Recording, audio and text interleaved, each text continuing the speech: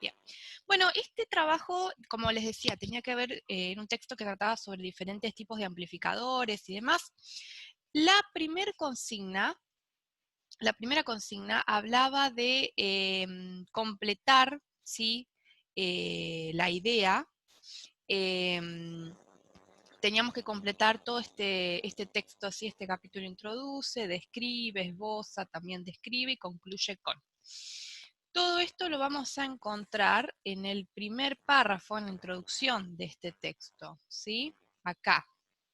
Entonces, ¿alguien se anima por lo menos a leer la primera? Este capítulo eh, describe o presenta.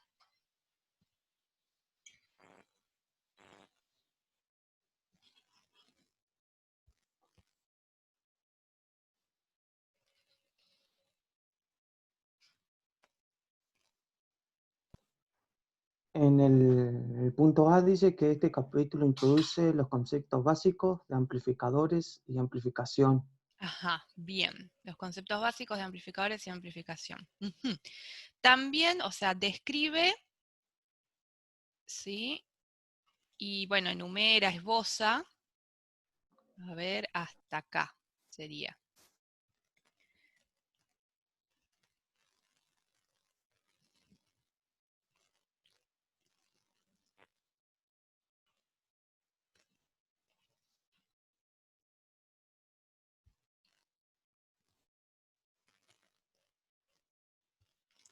Sí, ¿qué sería? Que describe the most common types of amplifier.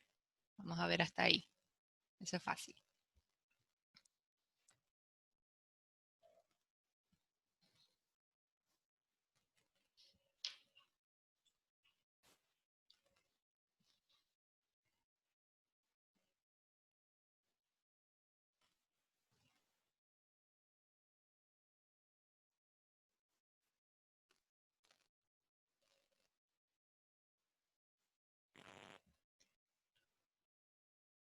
Dice, describe los tipos más comunes de amplificador y describe las clases básicas de funcionamiento utilizadas en amplificadores lineales y no lineales. Bien, sí. Sí, acá iría donde dice esboza, el outline, sería el esboza, es otra forma de traducirlo, pero sí.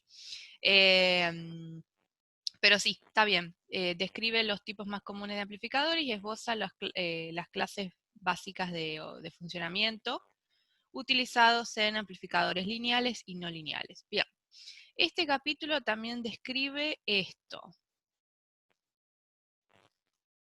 A ver, esta es media larguita. ¿Sí?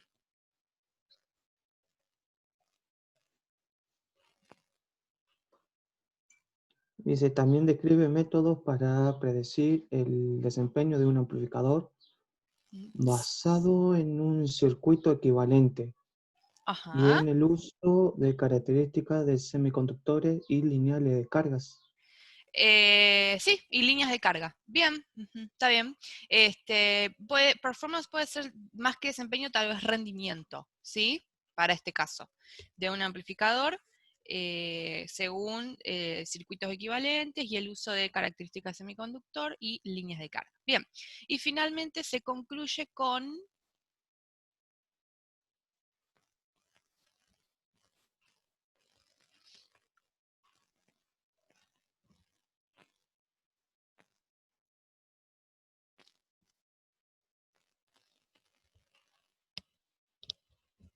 Concluye con una selección de circuitos prácticos que se pueden construir y probar. Perfecto, muy bien, excelente. Bien, entonces con eso ya tenemos el punto 1, ¿sí? Que era completar el enunciado de todo este párrafo en la introducción. Bien, bueno, luego dice enumerar los tipos de amplificadores mencionados y sus características. Vamos a hacerlo, digamos, resumidamente, no es muy largo tampoco cada característica, pero tenemos varios tipos de amplificadores. Para empezar, tenemos los amplificadores acoplados AC, ¿sí? Que AC es de corriente alterna, ¿no? ¿Sí? Entonces decimos que están, no sé si esto le llaman etapas, stages, o o si tienen, o si le dicen de otra manera. Stages son etapas en general, pero capaz que en este contexto es otra cosa. Sí, son etapas. ¿Sí? Bueno, están acoplados together juntos, ¿no? De tal manera que los niveles de corriente continua o corriente directa están isolated. Isolated es aislados, ¿sí? Y solamente, ¿qué pasa?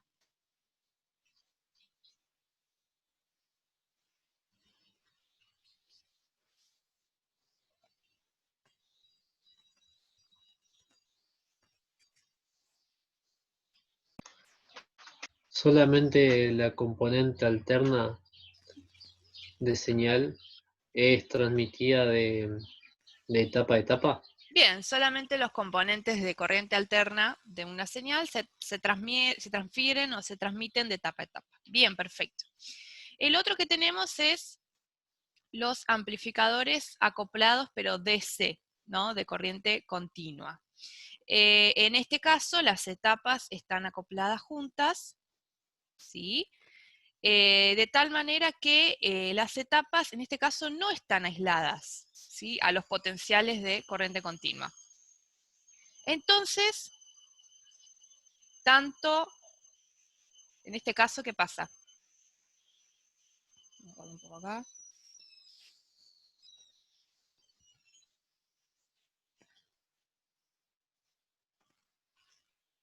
En este caso no son solamente los componentes AC, sino que son los componentes de señal AC, ¿no? Sí, AC y DC. Perfecto, que se transfieren o se transmiten de etapa a etapa. Perfecto, bien. Bueno, el otro que tenemos son los amplificadores de señales grandes, ¿sí? Recordemos que large es grandes, ¿sí? Y están diseñados...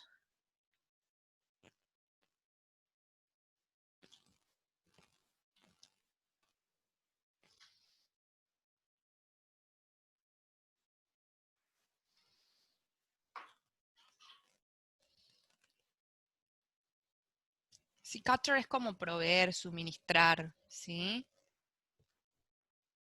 ¿Suministrar qué? Para altos voltajes Bien, y para... corrientes elevadas. Exactamente, para voltajes y o niveles de corriente o de voltaje altos y apreciables. Normalmente de 1 volt a 100 volts o más. Bien. Y tenemos ahora los amplificadores de señal pequeña, ¿sí? Small, el opuesto de large. ¿Sí? Y en este caso, bueno, es al revés, ¿no? Para suministrar señales de nivel bajo, ¿no? Normalmente menos de 1 volt y a veces mucho más pequeñas, ¿sí? Acuérdense, este justo es el comparativo con ER, ¿sí? Bien. Perfecto. Por acá tenemos los amplificadores de frecuencia de audio. En este caso...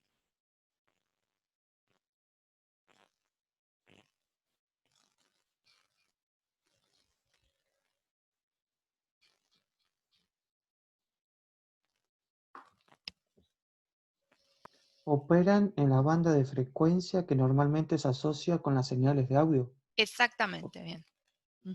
Perfecto. Bien, luego tenemos los amplificadores de banda ancha, ¿sí? Wideband es banda ancha, que, a ver, son capaces de ¿qué?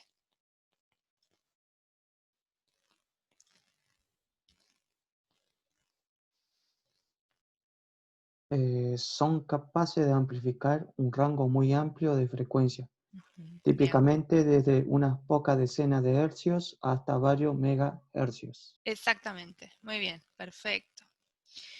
Bien, nos queda ahora, nos quedan dos, los amplificadores de frecuencia de radio, ¿sí? Que, bueno, es parecido a los de audio, ¿no? Operan en la banda de frecuencias que normalmente se asocia con señales de radio, ¿sí? Bueno, esto no. es un detalle, lo vamos a saltear. Y por último nos quedan los amplificadores de ruido bajo o bajo ruido, ¿sí? Que están diseñados ¿para qué?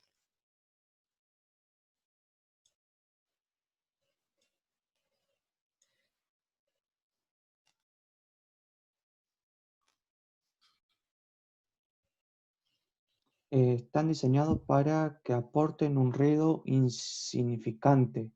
Sí, esta palabra bueno, negligible, ahí está, negligible. Sí, es como algo insignificante o muy pequeño, muy minúsculo, algo que por sí solo no nos damos cuenta, ¿sí? A la señal que se está amplificando, ¿no? To the signal being amplified. Entonces, estos amplificadores están diseñados para usar con niveles de señal muy, muy bajos, muy pequeños, ¿no? Usualmente menos de 10 megavolts sería esto, supongo. Bien. Bueno, perfecto. Bueno, luego dice, ¿a qué se denomina ganancia? Eso está acá abajo, ¿sí? Lo vamos a encontrar por acá.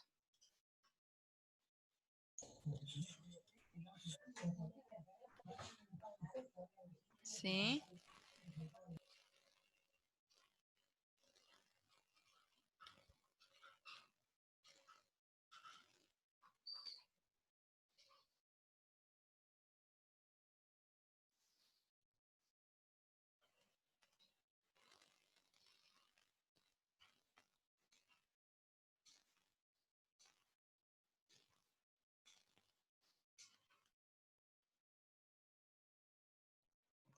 Dice que la ganancia es simplemente la relación entre el voltaje de salida y el voltaje de entrada, la corriente de salida y la corriente de entrada, o la potencia de salida con la potencia de entrada.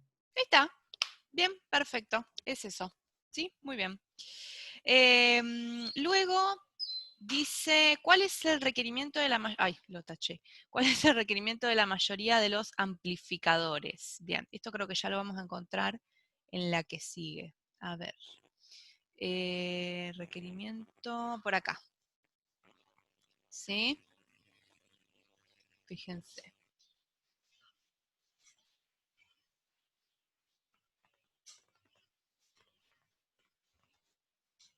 Sería esta oración.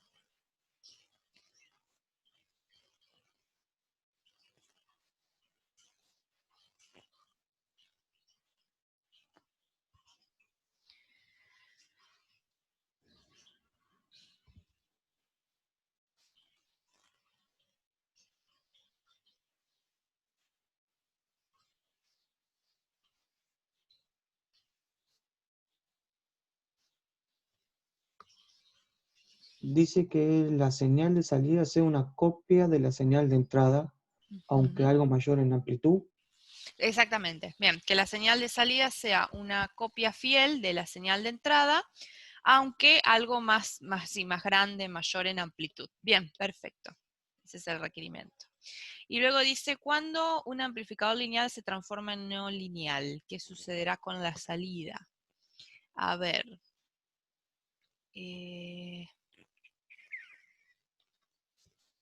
Acá.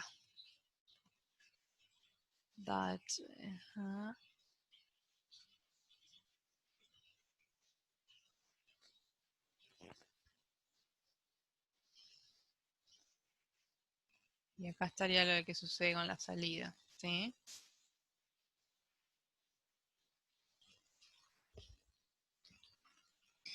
Sí, dice que, también hay que destacar que un amplificador lineal se volverá no lineal cuando ¿qué?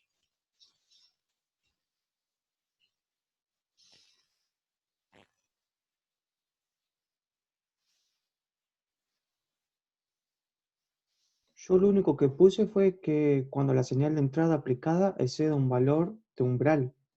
exactamente, ahí está, es esa. Y la señal de salida, que es output, ¿sí? ¿Qué pasa? Se volverá, digamos, cada vez se volverá más distorsionada, ¿no? Si se aumenta la señal de entrada, ¿no? Cada vez se va a distorsionar más la de salida. Bien, perfecto. Vamos con el punto 4. ¿Qué se denomina amplificador de clase A? ¿Qué sucede con el flujo de corriente? Bueno, esto está un poquito más abajo y sigue en la página que la próxima. Pero bueno, porque acá habla, ¿no?, de clase A justamente. Entonces dice que, vamos a leer un poquito acá, ¿sí? Para la operación o el funcionamiento lineal, los dispositivos activos deben operarse en la parte lineal de su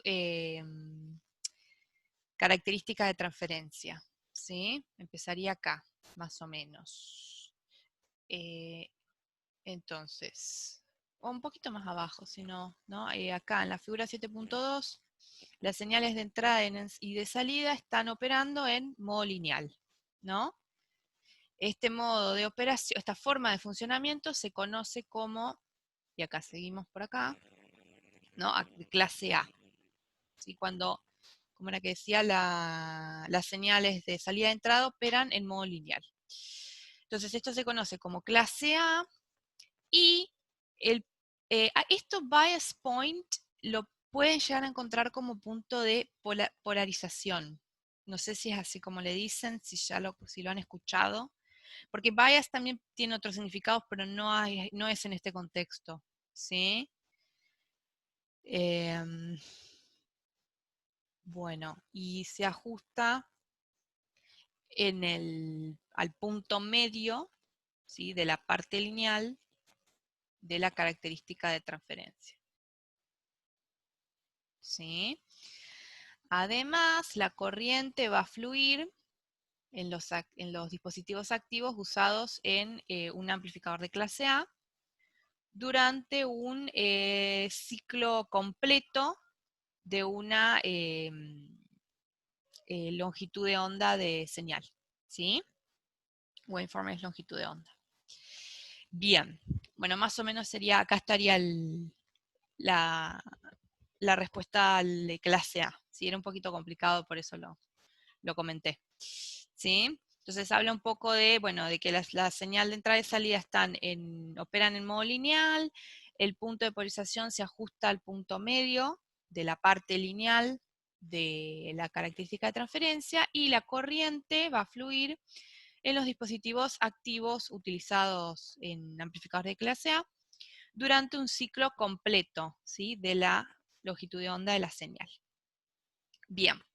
Bueno, después nos pregunta por otros tipos de operaciones. No, primero tenemos, a ver, no, tenemos que elegir acá. Bueno, en el primer caso tenemos tres opciones. Usted podría anotar, debería anotar o notaría. Va una de estas tres, ¿sí?, según lo que dice el texto. A ver. Fíjense que acá lo vamos a encontrar. ¿Cuál tendría que ir? ¿Usted podría anotar, debería anotar o notaría?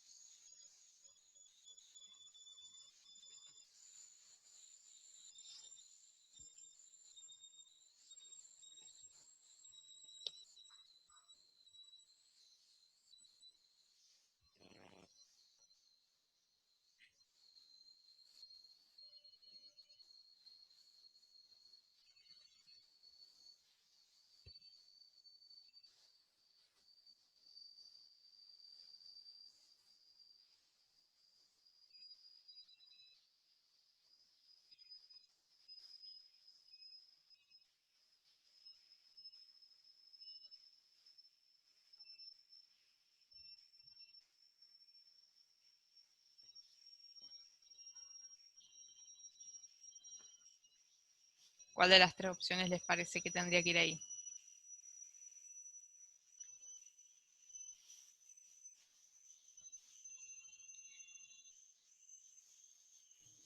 Debería. Muy bien, perfecto, ahí está. Porque tenemos should, ¿sí? Que era un verbo modal que se traducía como debería, ¿sí? Para que se pueda traducir como podría notar, tendría que decir could notice. ¿Sí? Ese sería podría. Y para que se traduzca como notaría, sería así, would notice. ¿Sí? Sería como es should notice, es debería. Bien. Y la otra dice, a pesar de la no linealidad en la forma de onda de salida, los dispositivos activos pueden conducir o conducirán corriente. Entonces tenemos una de estas opciones, pueden conducir o conducirán. A ver, esto lo vamos a encontrar acá.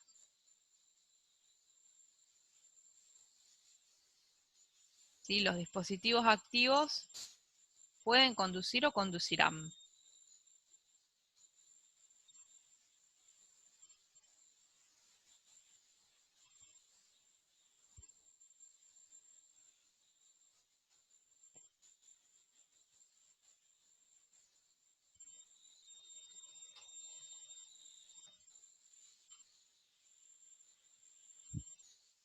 Esto no es la longitud de onda, era forma de onda. Bueno, no importa, parecido. Pero fíjense que dice will conduct.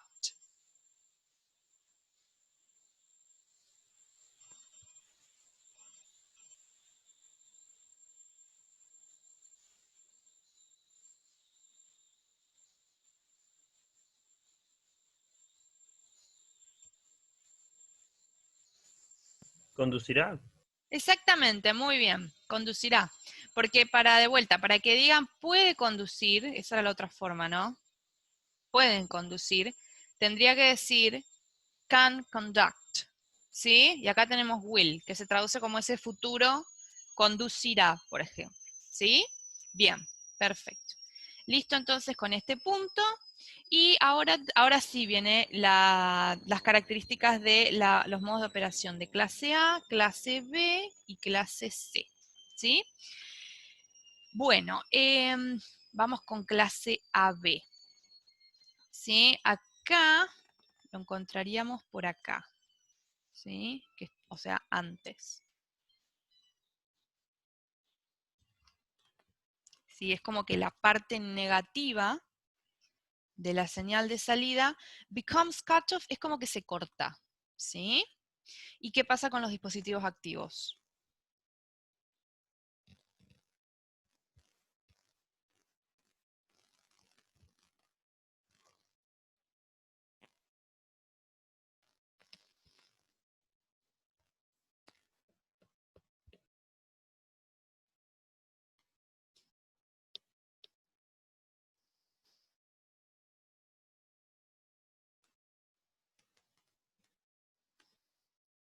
Dice que la porción negativa de la señal de salida se corta o se recorta Ujú.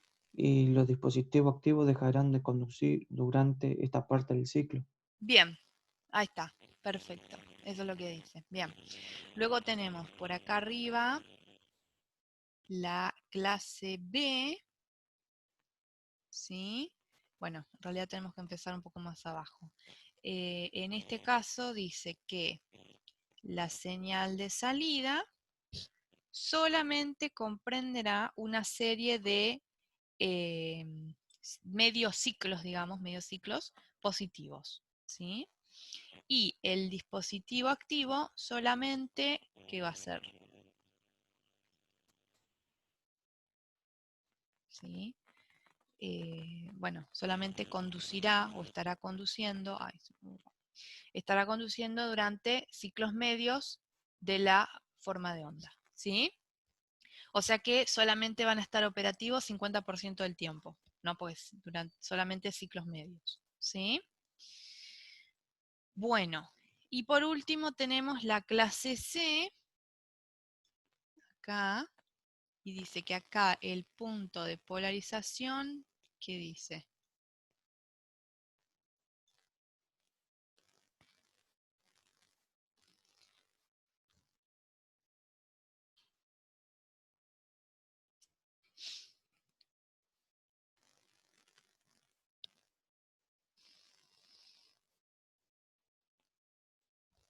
Dice que aquí el punto de polarización se establece más allá del punto de corte y se aplica una señal de entrada muy grande. Perfecto, bien, exactamente, bien. Y bueno, la forma de onda de salida comprenderá así una serie de pulsos positivos. Quite sharp es como muy agudos o este, sí, como muy agudos. Es como, se refiere a cuando tienen estos gráficos como, ven, por ejemplo, este caso.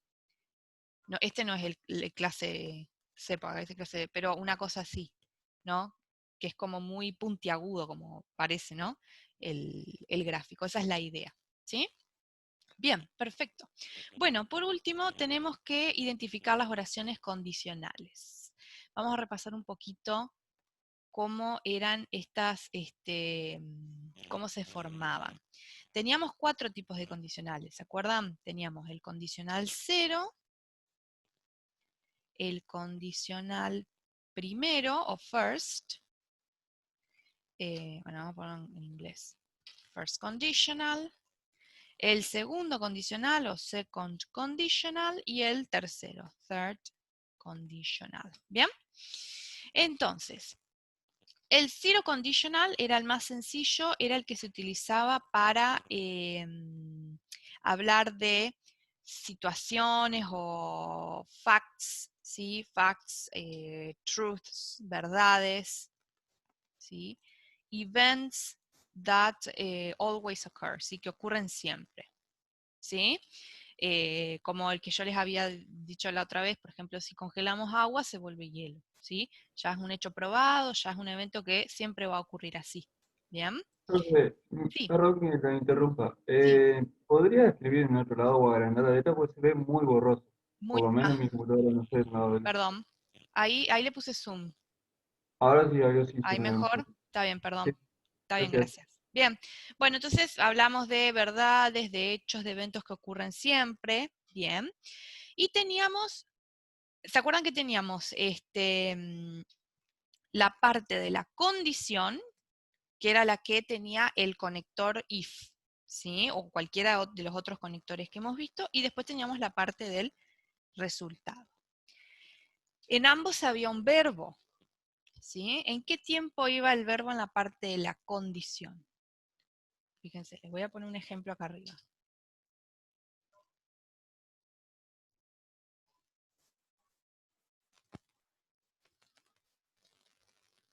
Acá están los dos verbos.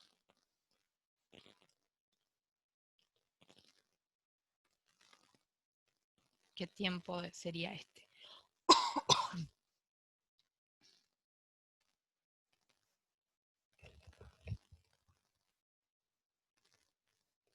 Perdón, no entendí, profe. Teníamos, las oraciones condicionales estaban divididas en 2 partes, ¿sí?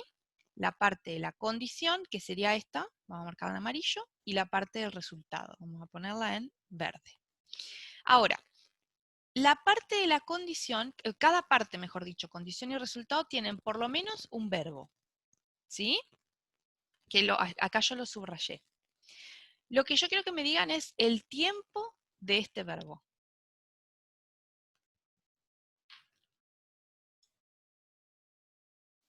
Es uno de los primeros tiempos que vimos. ¿Es presente simple? Exactamente, muy bien, present simple. Y lo mismo ocurre en la parte del resultado, ¿no? También es present simple. Bien. También podría ser un verbo en imperativo. Recuerden que los verbos en imperativo eran los que no tenían sujeto, ¿sí? Que se usaban para dar instrucciones, órdenes. Entonces, por ejemplo, if the machine doesn't work, reset it, digamos, ¿sí? Entonces acá tenemos de vuelta el verbo en presente simple en la parte de la condición y en la parte del resultado, en este caso tenemos un verbo en imperativo, porque fíjense, compárenlo con este. Acá tenemos un sujeto, ¿sí? Pero acá no, directamente se arranca con el verbo, ¿sí? Entonces ese era el cero condicional. Bien, vamos a ver el first conditional ahora. El first conditional se utilizaba para eventos o situaciones, ¿sí? Que es muy probable que ocurran en el futuro, ¿sí? De darse la condición, es muy probable que estos resultados ocurran, ¿sí? Un ejemplo que yo les había dado era, supongamos, if you, a ver, digamos, if you don't, no, if you study, bueno, you will pass the subject. Este era el ejemplo que yo les había dado la otra vez. Nuevamente, la condición es la parte con if. No necesariamente, acuérdense que se arranca con la condición. Pueden estar al revés. ¿Sí? Puedo arrancar con esta parte. ¿Sí? Pero bueno, ahora lo voy a dejar así para que nos entendamos mejor. Nuevamente, también teníamos un verbo en cada parte. ¿Sí? En la parte de la condición y en la parte del resultado. Acá está la condición, acá está el resultado. Entonces, nuevamente el de la condición, ¿en qué tiempo está? El verbo. En presente simple. Exactamente, otra vez. Bien. Pero ahora el del resultado, ¿qué pasa? Está en futuro. Muy bien, está en futuro, futuro con will, ¿sí? Seguido de un verbo en infinitivo. A veces podemos encontrar otros modales como may o can, ¿sí? Seguidos de un verbo, todos de un verbo en infinitivo, ¿sí? Bien. Vamos con el segundo condicional. Ya el segundo condicional se utilizaba para situaciones hipotéticas o irreales. ¿Sí? Vamos a ver un ejemplo. If I had money, I would buy a new computer. Digamos, por ejemplo, si tuviera dinero, compraría una nueva computadora. Condición, resultado. ¿Sí? Entonces, también otra vez tenemos un verbo y un verbo en la condición y un verbo en el resultado. Pero en este caso, el verbo en la condición, ¿en qué tiempo está?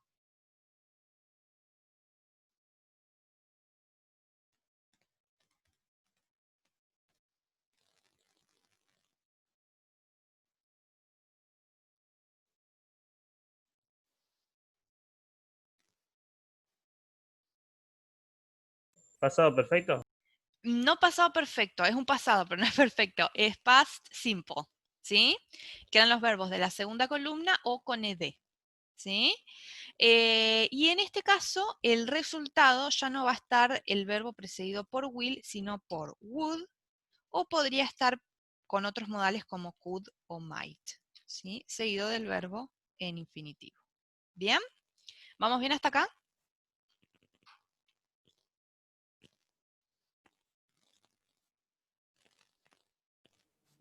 Ok, bueno. El último era el tercer condicional, que hablamos de situaciones hipotéticas o irreales, pero en el pasado, ¿sí? O sea, ¿se acuerdan que era como una especie de arrepentimiento? ¿Sí? Algo que en realidad no ocurrió. En este caso estamos hablando en el presente o el futuro, ¿sí? Acá ya es en el pasado. Y por ejemplo, acá sí decíamos, if I had... a ver, if I had known her phone number, I would have called her. ¿Sí? Bueno, acá otra vez, acá está la condición, acá está el resultado, ¿sí? Y en la condición, ahora sí, fíjense, had known, ¿sí? Este sí es past perfect, que hoy me dijeron. Sí, que es el had seguido de un verbo en tercera columna o con ed. ¿Sí? Siempre son dos palabras este tiempo. Y el resultado, en este caso, van a ser tres palabras, el verbo. ¿Sí? Would, could, podría ser, o might, más have, más verbo en pasado participio. Ay, acá me faltó a mí el verbo. Ahí está. Bien, con ed o en tercera columna. ¿Sí? Este era por ahí el más complicadito, por así decirlo. No es tan común igual. Bueno, no sé, acuérdense que, bueno, yo acá puse todas las oraciones con la condición adelante del resultado, pero se puede invertir. Yo podría decir, por ejemplo, you will pass the subject if you study. ¿Sí? Y es exactamente lo mismo, ¿sí? No afecta. Bueno, bien, vamos ahora entonces a ver bueno, quedan 3 minutos. Si les parece, cortamos acá y ya hacemos este punto en la próxima sesión. ¿Sí? ¿Tienen alguna pregunta o alguna duda? No, de mi parte no. ¿No? Bueno, entonces